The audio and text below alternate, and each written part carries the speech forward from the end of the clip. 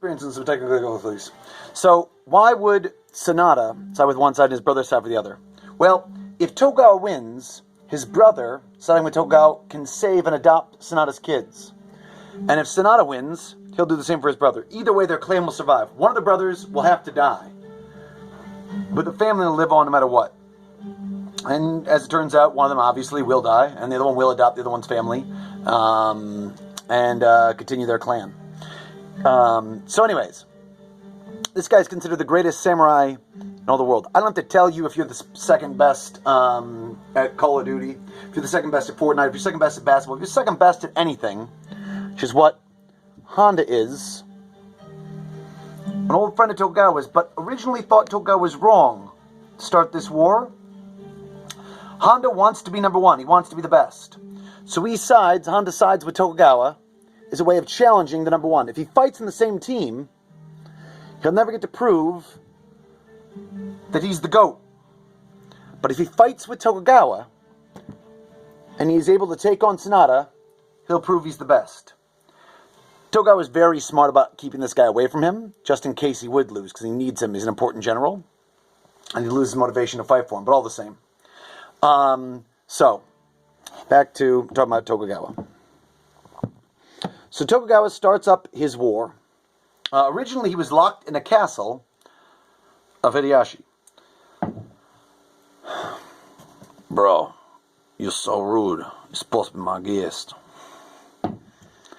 I don't care. I'm going to sneak out of here. He sneaks out. He actually dresses up like a woman and goes and sneaks out of the castle.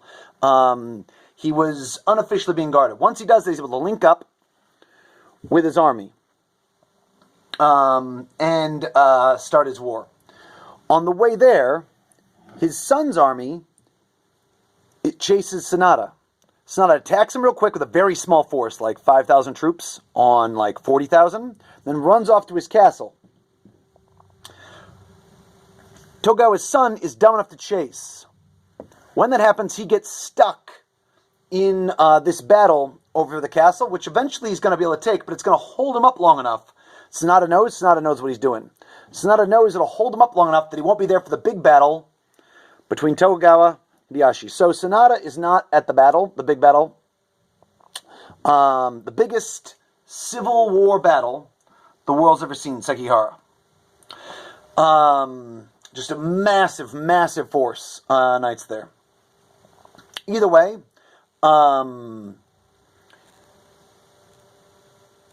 in the battle, the other big force that's there, that's unaccounted for. Take you out of the way. Is Hideyoshi's nephew. Now, if you recall from earlier videos, Hideyoshi's nephew here had actually had his life saved by Tokugawa in the Korean War. The Korean War... Whoa, sorry, buddy. That sucks. In the Korean War, Tokugawa had argued that Hideyoshi shouldn't have to kill himself. They argued that Hideyoshi had fought bravely and should be allowed to live. Whereas his own family, sorry, cuz, had argued that he should commit suicide, seppuku, along with most of his generals. So, who would you side with? Would you side with the guy who saved your life? Or would you side with your family? It's a ridiculously rough call. Your best friend and mentor, or your family and your family's closest friends. Either way, these two guys meet at Sekigahara and they're going to go. No, they'll fight it out. And you can see the battle in the other video, the one I linked or whatever. I'm not, be able to fight out an epic battle for you guys. But either way, at the battle, this guy, I have him way up in the distance here, and I keep having to turn to him because he's up on that mountain. See the mountain? Oh, look at all the majesticness of those mountains behind him I put. Oh my goodness, how did I do that? I'm a genius. That's how. I got special effects, people. Well, what? But anyways, yeah. This guy can't decide what to do in the battle. Can't decide what to do in the battle. Finally, Tokugawa, as he just sits back, he can't seem to decide between the two of them. Whose side should go? Whose side should go? And so Tokugawa actually fires on him with his own cannons.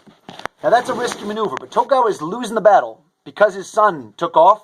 Sanada remember Sanada, had got him to take off. So Tokugawa is way low on troops compared to Ishida and Hideyoshi, even with Honda here coming after him. And yes, these are the horns from that Honda, and they later on make the cars in the Honda car company.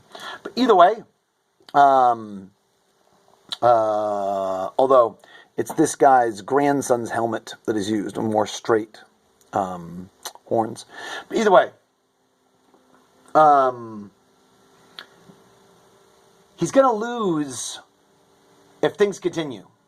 So by attacking him, by firing on Hideyoshi's nephew, he forces him to choose a side. Look, you're in this fight no matter what. It's like he's standing by and watching these two people fight, and he won't be involved. So you chuck a rock at him. Now you're involved either way, once you hit him with a rock. It's a risky maneuver, but when Hideaki comes down, he actually flanks. Ugh. So sorry. And attacks his own family. So him and Tokugawa attack his own family. Tokugawa must have knew that he had every reason to side with his family, and the reason why he was staying out of it is because he didn't know what to do. He couldn't do anything. He couldn't bring himself to attack Tokugawa, so he hoped to attack Hideyoshi. Either way, he was losing, but now, they take this guy out, and he wins.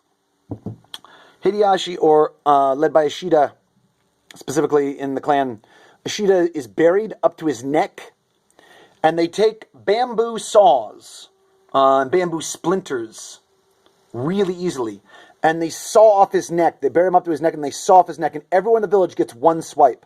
So everyone lines up, and they take one swipe, until, uh-oh, this is stupid. And that's the end of him. So, Tokugawa now becomes Shogun of Japan. Shogun is the overall leader of Japan again.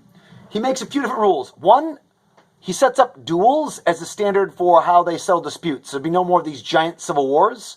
So if two samurai have a beef with each other, instead of bringing their armies together and clashing, they fight a duel either to first hit, whoever challenges or whatever, and either till first blood, first hit, first one to slice them with the sword.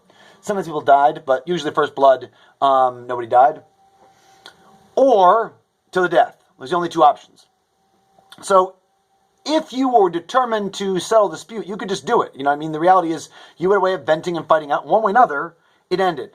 Second, he goes into deep isolationism. This is very important about the Tokugawa shogunate. They went into deep isolationism, which means no one is allowed in or out of the country. Japan's isolated. It's like in super detention, ISC or whatever. You know, the IS in isolation. To totally cut off everybody and have nothing to do with the outside world. So much so that when foreigners washed up on the shore accidentally, like if your boat crashed or whatever, and you were, say, French or something like that, the common thing to do, or very common thing to do, was to boil you alive. They put you in a big net and lower you down in this giant pot of boiling water, like you'd cook a clam or a lobster or a crab or something like that. And so that's how they killed him. Tokugawa shogunate rules for 250 years until the Meiji Restoration, when they finally modernized their country. And if you saw The Last Samurai, is one of your movie options. That's when those events happen, when they modernized Japan and bring in cannons and everything like that. But Tokugawa wanted nothing to do with that. He wants swords and bows and arrows and all that stuff. That's what he's all about.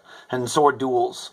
Either way, his family rules for 250 years until the Meiji Restoration. But that does not yet tell you the greatest legend of all. The legend of the Honorable Samurai Boring.